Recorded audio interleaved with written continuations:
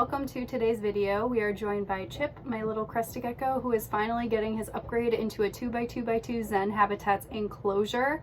So it has been, I haven't done it for a while because I didn't have space, but I finally made space, so we're gonna do it.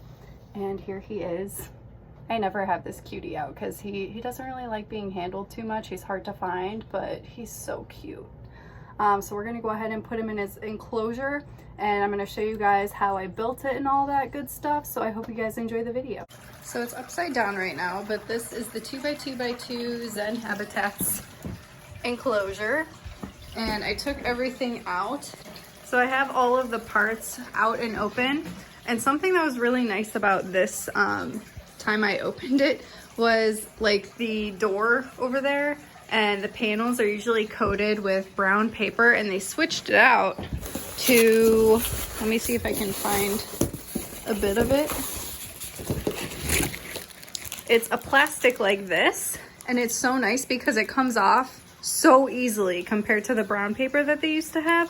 So it took me like 1 second, whereas before I would be spending so much time just peeling the stuff off of the acrylic. So that was really nice. And they also put this in there, which is so cool. I'm very happy that they did this, just letting people know like the dangers of releasing animals in the wild. So very cool. So everything is out right now, and the first step is to do the naturalistic backgrounds on the two side panels and the back panel. The one in the middle is the back panel because it has this wire grommet hole, and I use the solid plug because we don't want a Crested Gecko escaping, and I'm not going to need any wires or anything with this setup. So basically I have to go through, I have a piece of cork bark there. I'm going to take some, this is the enclosure now. A lot of the cork bark fell, which is why I was like, I really need to just upgrade these because they look atrocious. I hate how they look. They're really slender, and they don't have much width. They're pretty tall, but I don't know. I want a 2x2x2. I just think it'll be so much better. My gargoyle geckos love it, and this just looks like crap. So I'm gonna take some of the cork bark out of there and basically just start placing it how I want it to be on these boards. And then I'm going to secure it with spray foam. And this is the spray foam that I'll be using. It is safe for reptiles and amphibians. So that's gonna be a first step. Once I put the spray foam down, I'm gonna have to wait 24 hours for it to dry. So that is what you're gonna see next.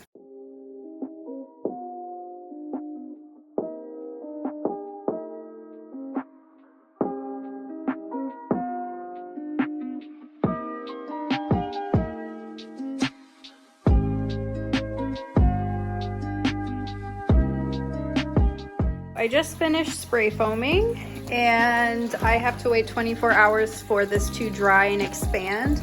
So this is going to be the right side, and there is a little feeding dish, and then just cork bark. This is gonna be the back. I wanted to be like a big statement piece, kind of focal thing for my Crested Gecko to go in. It's cool because he can hide in there really well, but I'll still be able to possibly see him through the lip.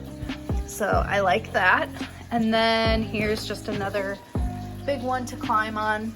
So now I have to wait, and then I can get to carving and painting tomorrow. It's the next day. This is how much everything expanded. So now it's time to carve all of this excess foam away and then start painting. I'm going to be using dry lock, which just comes in gray. And then I got some cement dye here. This is the buff color, which I've never used. It looks brown. I also have some extra ones which have a tiny little bit in there, and it's charcoal, so I'm probably just gonna mix it a little bit and see what I get, and then paint all of these and then let it dry for another 24 hours.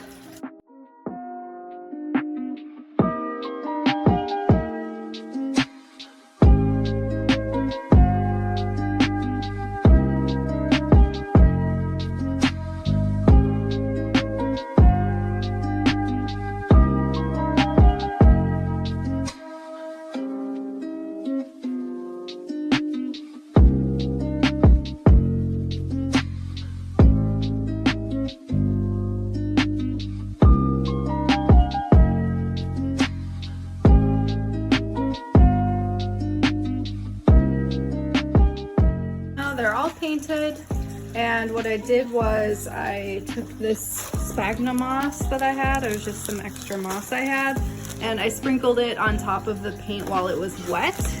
I feel like it just stands out better and looks nice. So as it's drying, that moss will stick to it. It just adds a little extra something. So now I have to wait for all of these to dry for 24 hours, and then I can assemble the entire enclosure and put everything together.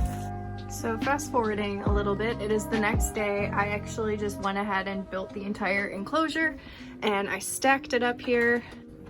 So the walls are now dry. They had to dry overnight. As you can see, there's little white pockets where there isn't paint, but what's nice about it is the moss that I put on is the same color, so it kind of just like blends and you don't really notice it too much. But when I add the fake plants, I can cover all of those problematic areas with holes, especially that one, because that one's really bothering me. But yeah, so I'm gonna go ahead and put in the substrate since that is not in there. I actually have it right over here, and it's a substrate that I have not used before. So it is the BioDude Terrafauna. So it says it's for crested geckos. So it's gonna be my first time using it. It is a huge bag. So I'm gonna go ahead and dump this in and then start getting the plants in and all of the fake plants and then put my gecko in there. So these are the plants and Chacho that I'm gonna be adding to the enclosure. So we have a bird's nest fern and a snake plant. I did want to add a Dracaena, but I couldn't find one. These ones are from Home Depot. So I thoroughly scrubbed them down and cleaned them to make sure that there aren't chemicals or pesticides on any of them. I also rooted them. This one kind of just came out instantly. I hope I didn't damage too many roots because it literally just like pulled out like this. So yeah, and then this one is kind of what I'm dealing with. Why are you so interested in this? So yeah, I'm just gonna plant them into the substrate.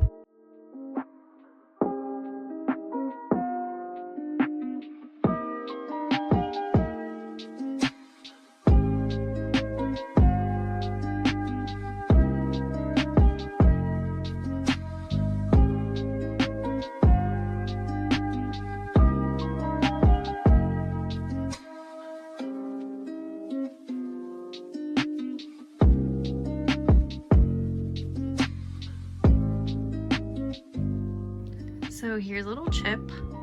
He's being so good. He's gonna have the biggest upgrade of his entire life. So we're gonna go ahead and put him in here. I'm not sure where he wants to go. There we go. So this is the final enclosure. He has a ton of fake plants everywhere. He has his 2 live plants over here, his substrate, which I showed you guys, his leaf litter, his moss. I had this extra moss hide and I just felt like that corner needed something. I have no idea if he's gonna utilize that or not, but I decided to put it in here anyway. But he's gonna have so much space now, and I'm just so happy. I think it looks so beautiful, and hopefully he'll love the setup. So yeah, if you guys are interested in upgrading your crested geckos or gargoyle geckos to a 2x2x2, which is technically 60 gallons, check out my affiliate link, which is in my description for Zen Habitats. They have this style in Meridian and Original. Both of them are in PVC, so it's good for humidity. But the Meridian basically just assembles in minutes and is mostly pre-assembled, so it's just easier to put together. The Original, which is what I have, just took a little bit more work, but honestly, it's super easy. It took me only a couple minutes. So yeah. Very cool options, especially if you want your gecko to have so much space. He looks so tiny in there.